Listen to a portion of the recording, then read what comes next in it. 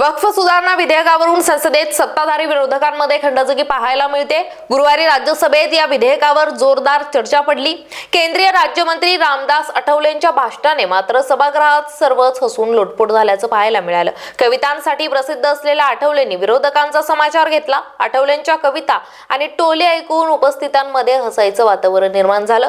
पाहूया। नरेंद्र मोदी जी मुसलमानों के सच्चे वाली, खड़गे साहब बजाओ जोरदार ताली।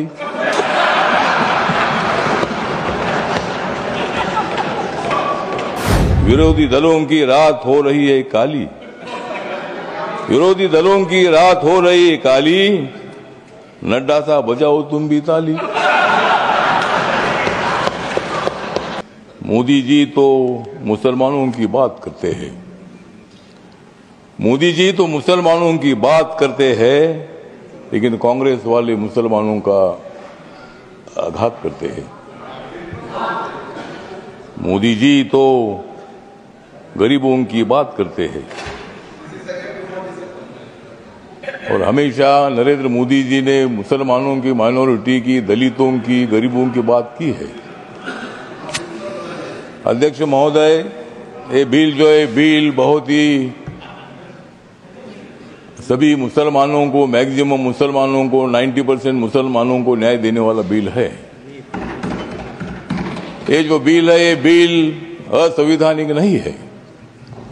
डॉक्टर बाबा साहब अम्बेडकर जी ने संविधान बनाया, उस पार्टी से मैं आता हूं। मेरी पार्टी आरपीआई है, रिपब्लिकन पार्टी ऑफ इंडिया, और मेरी पार्टी मोदी साहब के साथ, एनडीए के साथ है। ये जो बिल है बिल मुसलमानों पर आज तक अन्याय होता रहा। Congress party divide and rule की पॉलिसी करने का काम करती रही और मुसलमानों को, दलितों को न्याय नहीं मिलता था। आज मुझे लगता है कि जो ये बिल आया है, हमारे किरण रिजिजू जो ट्राइबल कम्युनिटी के बुद्धिस्ट है, माइनॉरिटी के हैं, और इसीलिए मैं बताना चाहता हूं कि हम किसी को भी नहीं जाएंगे शरण, हम किसी को भी नहीं जाएंगे शरण, क्योंकि माइनॉरिटी के मिनिस्टर है रिजिजू किरण।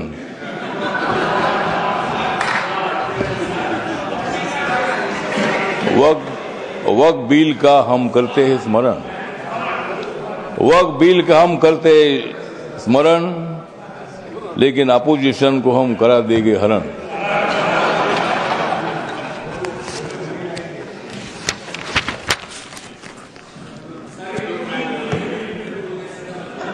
नरेंद्र मोदी जी है मुसलमानों के सच्चे वाली, नरेंद्र मोदी जी मुसलमानों के सच्चे वाली, खड़गे साहब बजाओ जोरदार ताली।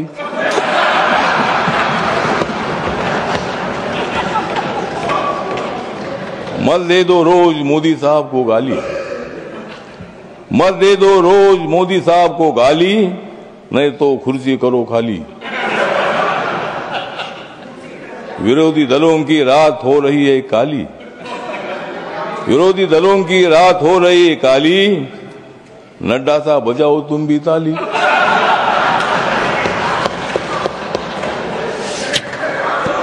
तो ये जो बिल है, ये बिल बहुत ही परिवर्तनवादी बिल है। ये बिल हिंदू, मुसलमान, सिख, ईसाई, बुद्धिस्ट लोगों को जोड़ने वाला ये बिल है। ये जो बिल है ये बिल असंवैधानिक नहीं है, जिस तरह आप बता रहे खड़गे साहब। संविधान बाबा साहब ने लिखा है, आप भी बाबा साहब के अनुयायी है, मैं भी अनुयायी हूं। और आप जिस कांग्रेस पार्टी में, खड़गे साहब, जब कर्नाटक में आपको मुख्यमंत्री बनाने का मौका आया था तब उन्होंने नहीं बनाया आपको, और मुझे भी मंत्री बनाने का मौका आया था, आपने मंत्री नहीं बनाया, मैं इसलिए इधर आया। मैं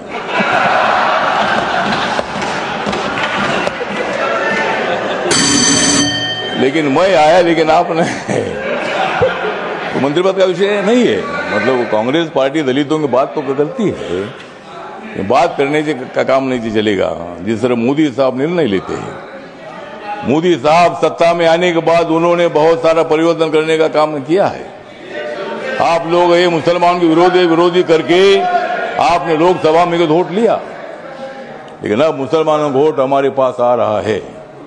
ये बिल पास होने के बाद सारे मुसलमान हमारे साथ आएगी, आपके साथ तो कोई नहीं रहेगी। हमारे साथ मुस्लिम समाज आएगा, हमारे साथ दलित समाज आएगा, हमारे साथ सिख समाज आएगा, हमारे साथ क्रिश्चियन समाज आएगा, ओबीसी समाज आएगा, ब्राह्मण समाज आएगा, सब समाज आएगा। हाँ, उनके पास कुछ नहीं रहेगा, मतलब उनके पास कुछ नहीं रहेगा तो ठीक बात, कुछ ना कुछ उधर भी होना चाहिए। अपोजिशन की हमें आवश्यकता है, कुछ वोट उनको मिलना ही चाहिए, लेकिन मैक्सिमम वोट हमको मिलेगा। और ये बिल पास होने के बाद नरेंद्र मोदी जी चौथी बार देश के प्रधानमंत्री बनेंगे, और नरेंद्र मोदी जी बनेंगे तो मैं भी बनूंगा। तो इसी तरह मतलब कहने मतलब इतना है कि इस बिल का समर्थन करने के लिए मैं खड़ा हूं, व्यक्त कम है, मेरी पार्टी